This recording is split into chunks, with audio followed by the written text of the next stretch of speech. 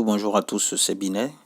Aujourd'hui, je vous fais une vidéo pour vous montrer comment faire la vérification de sa facture après réception de celle-ci.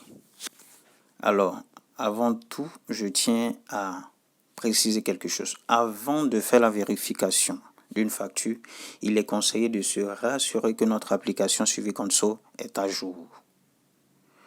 L'application n'utilise pas la connexion Internet. Donc, le minimum à faire, c'est de se rassurer depuis Play Store que notre application est à jour de sa dernière version.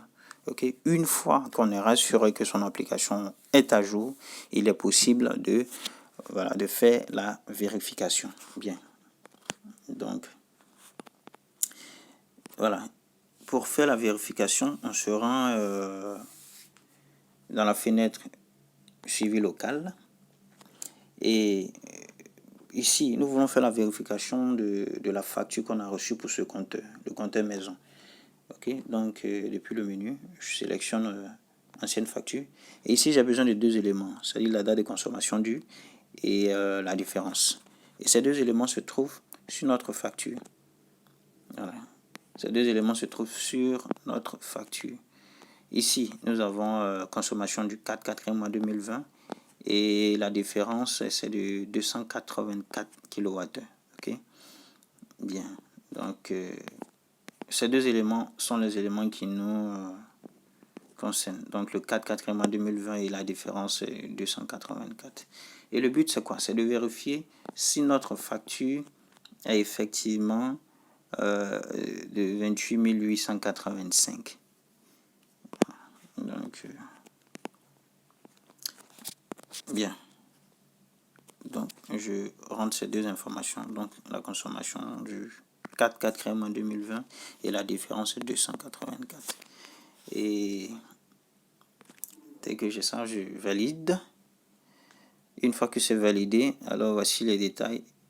Et ce qui nous intéresse ici, c'est au niveau de la facture. Donc ici, facture 28 885. Alors tout de suite, je vérifie. Voilà. Et c'est parfait, effectivement. Les 28 885 francs comme facture. Donc, ici, tout est normal. Et il faut se rassurer aussi que nous n'avons pas d'arriérés. Parce que lorsque nous avons des arriérés, des impayés, ces montants s'ajoutent. Donc, ces montants viennent fausser le calcul. Parce que là, lui, il vérifie le montant de ta consommation. Et il ne vérifie pas le montant de tes arriérés, ainsi de suite. Non, il vérifie le montant de ta consommation. Voilà. Donc ici, nous avons consommé 284 kWh. Et là, nous sommes en train de vérifier que notre facture est vraiment de 28 885. Et c'est ce que nous avons. Voilà. Et nous pouvons avoir les détails. Dans le cas où il y a une différence, au niveau des détails, vous pourrez voir l'endroit où il y a la différence et si possible, porter une réclamation. Voilà.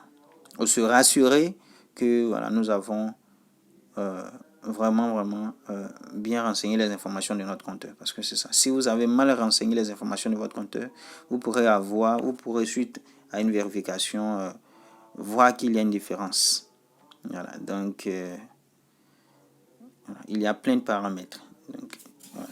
Merci à tous pour toute proposition, pour toute question.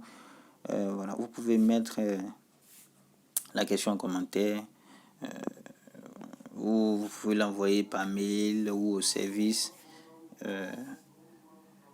de gestion de vos requêtes. Voilà. Pour vous aider, pour vous expliquer certaines choses que vous ne comprenez pas. Bien, merci.